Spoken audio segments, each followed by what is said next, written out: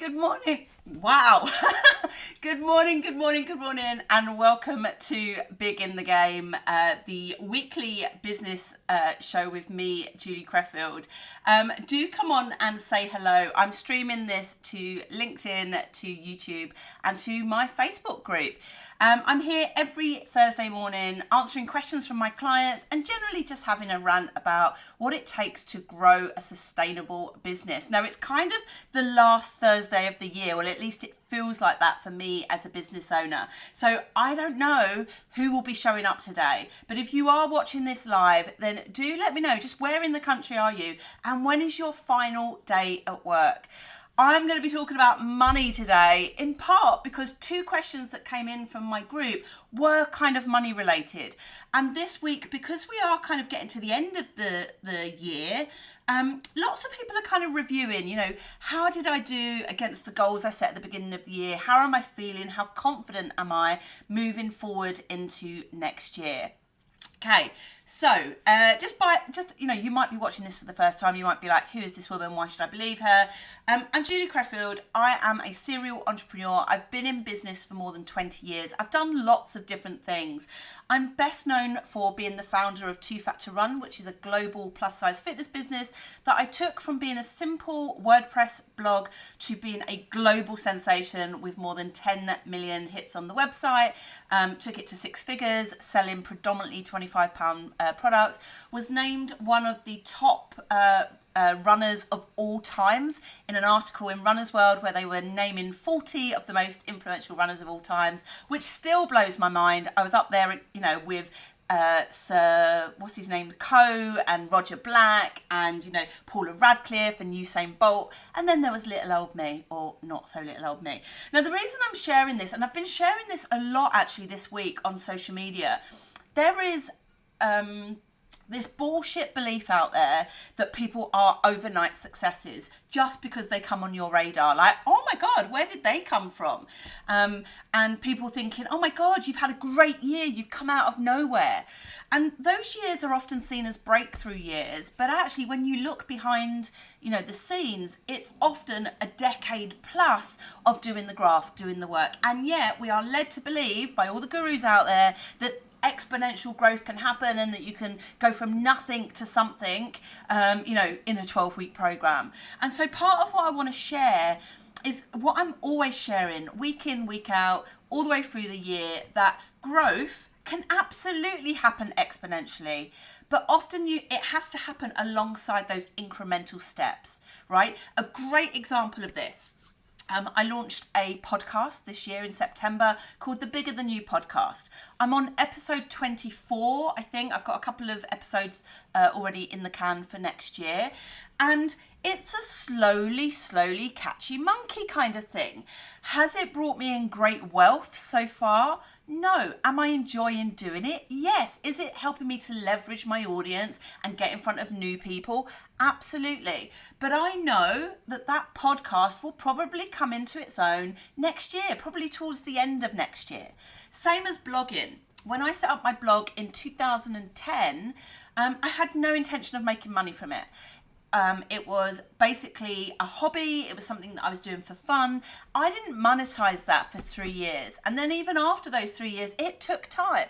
And yet we want results now, right? And this might sound weird coming from a growth strategist. Like, can I get you results now? Yes, I can. But possibly not the results you think are possible in a short period of time. So this is about sustainable, consistent, chip away at the goal.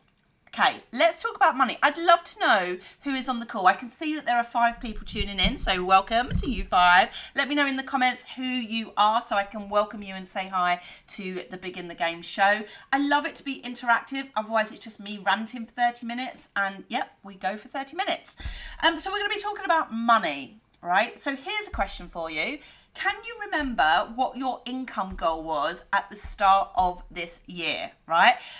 I did a talk at the weekend at the Professional Speakers Association. I was the last speaker before lunch, which was always like the best slot. And I started my talk with a slide and I said, 2021 will always be known as the year that I lost £1 million. Now, here's the thing. I didn't lose £1 million. I just didn't make the £1 million that I thought I would.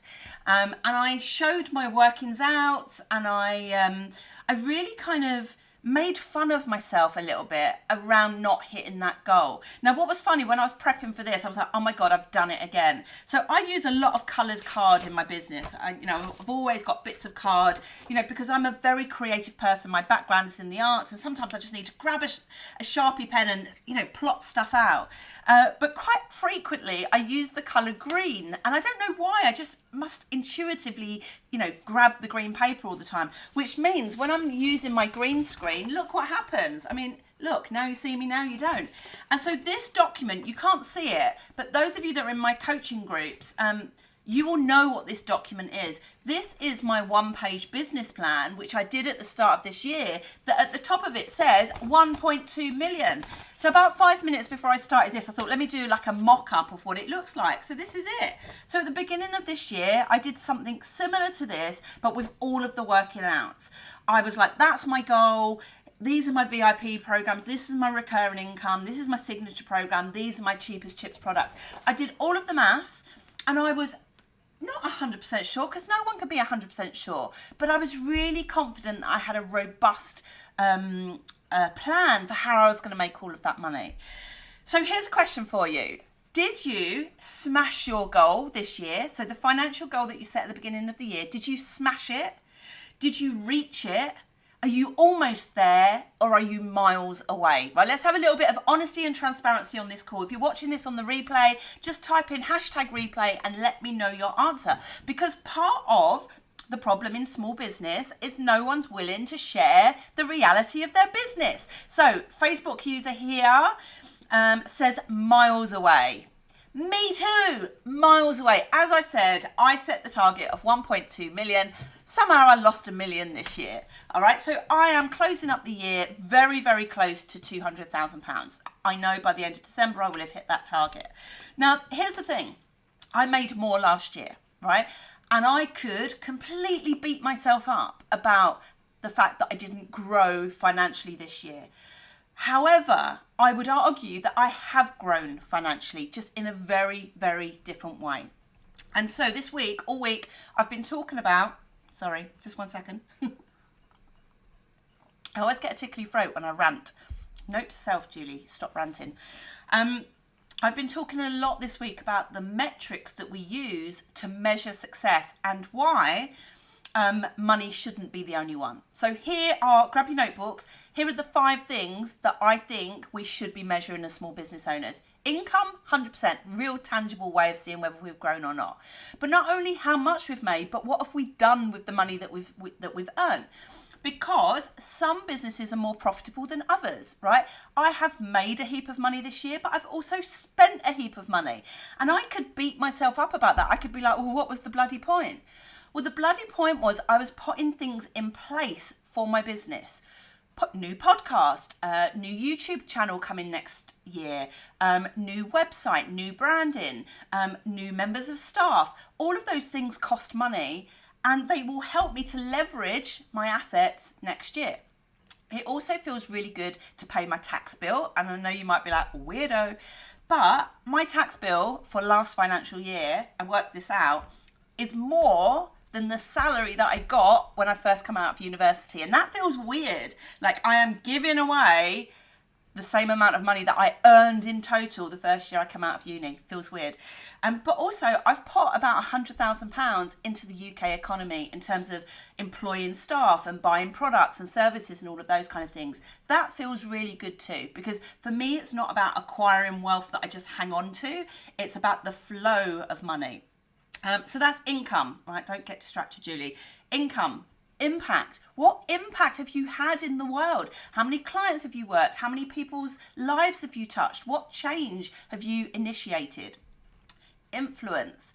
Much more difficult to measure. How influential do you feel? How influential are you in your niche, in your industry, in your family even? Has the perception of you changed with your kids maybe, or with your partner. I know I have a client who did a flash sale and made a shit ton of money last month, and her husband now thinks differently about her business, right? So influence doesn't have to be about how many times you get invited onto a podcast or how many times you get the best slot at a speaking gig. It can be influencing the people around you.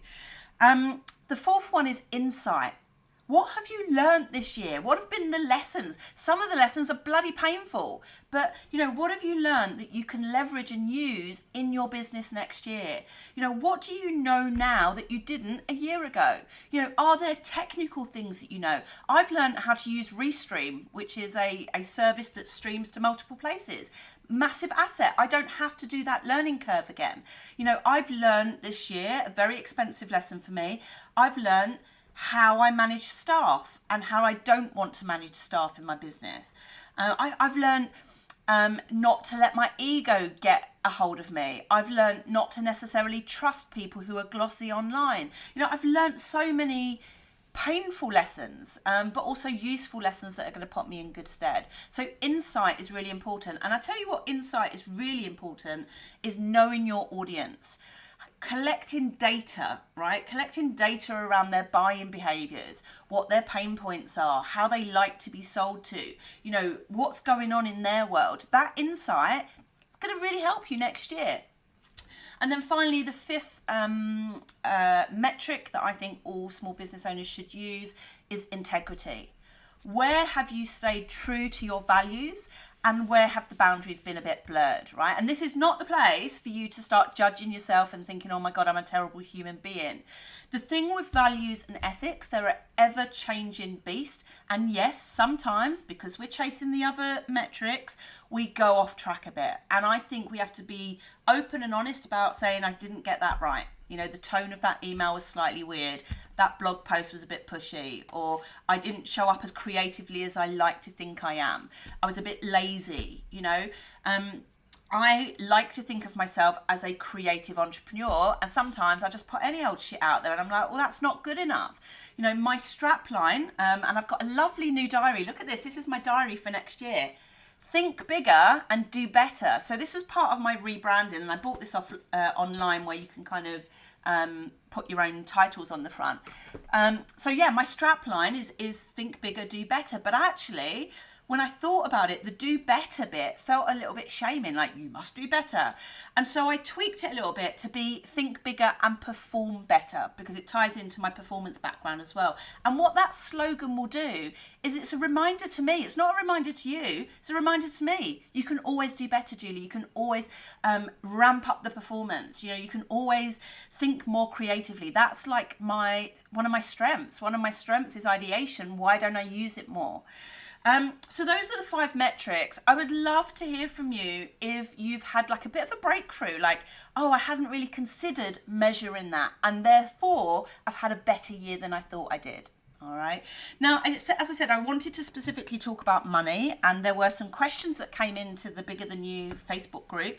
One came from Sarah, and Sarah was asking about how to handle price increases. Now, I really believe that a new year is a perfect time to put your prices up if you feel like you deserve it, right? So this is not just like blanket, everyone's going to put their prices up.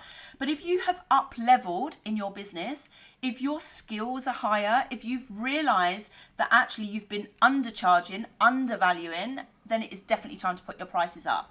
I have 100% realised that particularly in my one-to-one services, I've undervalued. I did a call, probably last year, actually not this year. I did a call last year where it was a 1 hour slot, and I gave this lady an idea and a way of taking it to market, and she now has a seven-figure business, right? And I love her, and I've loved seeing her grow, and I'm super excited for her. But there's an element of me that goes, bloody hell, Julie, why didn't you charge properly for that? All right. And so my one-to-one packages are going up. And not only are they going up in price, they are going up in value. I have really thought about how I want to work with people one-to-one. I don't want to do 1 hour calls with people. I just don't. It doesn't feel good to me. It doesn't feel like a win, because my zone of genius is ideas, and it's hard to price an idea, right? Because you never know how people are going to take that idea and work with it. So I work with people on a package basis, and from January it starts at £3,000. Okay, if you want to work with me one-to-one, now would be a great time to lock in my 2021 prices. But it's the same with my group programs. I'm very well known for a program that I run called Tribe Builder. This year, because of things going on in the world and because of how my ethics have evolved, I have changed that program. I no longer run Tribe Builder, and instead I run a program called Go Big or Go Home, which I think gives people what they actually need. Because here's the thing about giving people what they want and giving people what they need. A lot of people came to me over the last 2 years saying, Julie, I want a tribe. I want an engaged audience. I want to grow my business. But they didn't have a lot of the basics in place. They often didn't have big enough ambition. So they wanted a tribe, but they didn't have a business container that could cope with having a tribe. And so what Go Big or Go Home does is it looks at the fundamentals. It looks at your business model. It looks at your branding. It looks at who you are and how you can amplify what you do to get to a bigger audience. So it's about increasing your ambition, your audience, and your authority. All right. But what that's done is it's required me to tweak it. All right. And the price of that goes up. The price of that goes up at midday tomorrow. So it goes up from 579 plus VAT to over £1,000 in the new year. I'm not just putting the price up because the new year is coming round. I'm putting the price up because that is the price that the program should be. And I undervalued it in its pilot, often to get it off the ground and to test it. But I know it's worth, it's definitely worth £1,000. So in answer to your question, Sarah, which was how do I deal with a price increase? Firstly, decide that you are completely aligned to it. If you are like, I want to put the price up, but I'm not sure that it's really worth it, don't put the price up. If you are thinking, I want to put the price up, but I'm not sure that people will pay, that's not your problem. Your problem is not to work out what people can or cannot afford. Your problem is your job is to charge what your services and products are genuinely worth, right? And then it's up to other people to work out whether they want it or not. Mobile phones. Who really wants to spend £1,000 on an iPhone? Nobody.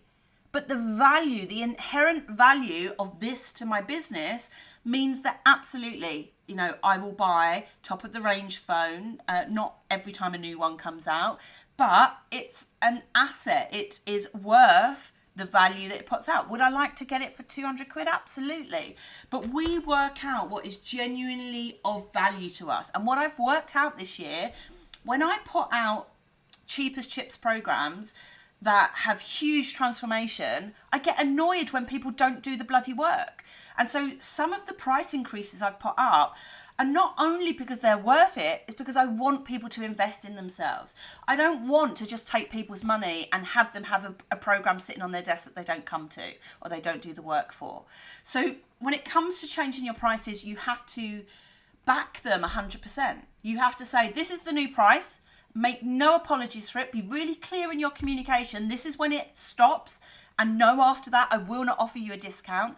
And it's about sticking to your word. You can't put the price up and then because nobody buys, decide to put it back down again. I mean, you can, but, if people are not buying at the new price, it's probably not to do with the program. It's to do with the value that you are communicating. All right. Okay, second question. And guys, if you've got any questions, just drop them into the comments and I will come to them as well. So the second question was from Jonathan. Okay, and Jonathan asked about collaborations. He was like, how to approach collaborations. And he said it feels a bit sleazy just reaching out to people and saying, hey, can we collaborate? Here's how I feel about collaborations. We often in our minds have an idea of where we are in the pecking order, right? And so what we often do is we look to people that are on par with us, or we look to people that we deem as above us because we believe we can leverage, right? We can leverage their audience, we can leverage their credibility, and we genuinely, like most of the time, go for collaborations where it at least feels fair or like we're getting more out of the deal. But we never really truly know whether it is a good deal, right? I've had collaborations with people that have got massive audiences and then they don't share the thing that we've collaborated on.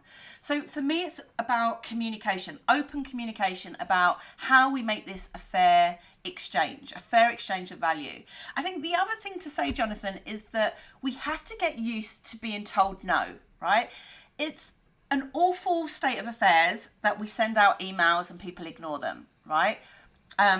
But there is a culture, particularly in the online world, of that happening. I get emails, probably close to 50 a day, from PR companies that want to access my plus size fitness business.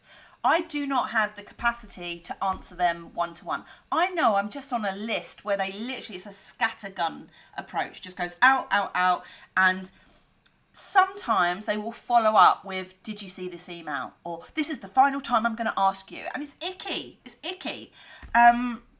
And sometimes I get a bit arsy and I'm like, I didn't answer it in the first place or whatever. But most of the time I just ignore it.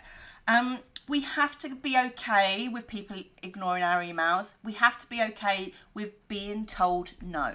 Okay. When we're in sales mode, one of the things that I teach my clients is to have a prospect list. Sorry, I was looking for my prospect list because I have one too. So I encourage people to have a prospect list. And if you truly believe that a program is good for somebody or a product, in my view, and you've got to work out where you sit ethically with this, I would rather have a no, like a firm no, I'm not interested, or no, it's not a good time, than sitting here going, oh, I wonder if they've seen it, or I wonder if they can afford it, or I wonder, can drive you nuts. I'd rather just somebody say, nope, not for me, because then I can focus my attention on getting out to my audience. And what happens, particularly in launches, is people are like, oh, I'll just wait and see. And they get closer and closer to the deadline and they don't make the sales that they want, but now they can't go back in time and market differently. So in my view, I think we need to get better at saying no, and we have to be okay with hearing no. All right. And I always say, like, what's the worst that could happen? Right. And it comes back to this idea of rejection. We don't want to be rejected. So I think when it comes to collaborations, I think it's about working out what you have that is leverageable, right? We hear a lot about influencers. So what that's done is it's created this sense of, oh, I must have a massive audience to be of value. Micro influencers are so important because the bigger you get, actually in many ways, the less engaged people are. And actually when you're smaller and you establish trust within your audience, you can get a fantastic return on investment and a great conversion rate. Now, I'm making up some of these stats because I don't know, what the big influencers are able to do. But, a lot of marketeers will say you will only convert 1% of your audience. I don't think that's true. It's definitely not the case for me. I can go out to market with some programs and target a certain segment of my Facebook group, email list, and I can convert 50%, 60%. If I go out to my whole email list with something, sometimes it might be 3% or 4% or 10%. But I think it's understanding your audience and understanding what you bring to the table rather than saying, it isn't a fair collaboration because you've got a bigger audience than me. So I hope that's helpful, Jonathan. I'm just going to have a quick look at the comments, and if you've got any questions, yeah, so if you've got any questions, do pop them in the chat. We've got a few more minutes before I'm going to wrap up. As I said, this is my last live of the year. I may do some lives in my program groups because my last day in the office is Tuesday next week, but I am definitely starting to wind down. As I said, go big or go home. The price goes up at midday tomorrow. I have a prospect list. I will be reaching out to my prospects. I also have a sales list, people that have said yes, which is exciting. But if you don't want to take action this side of Christmas, I understand. I will be going in to launch for it properly in the new year, but it will cost you more money. The other exciting announcement, and I know there's definitely people on the call that have done this before with me, Now Your Niche is coming back in 2022.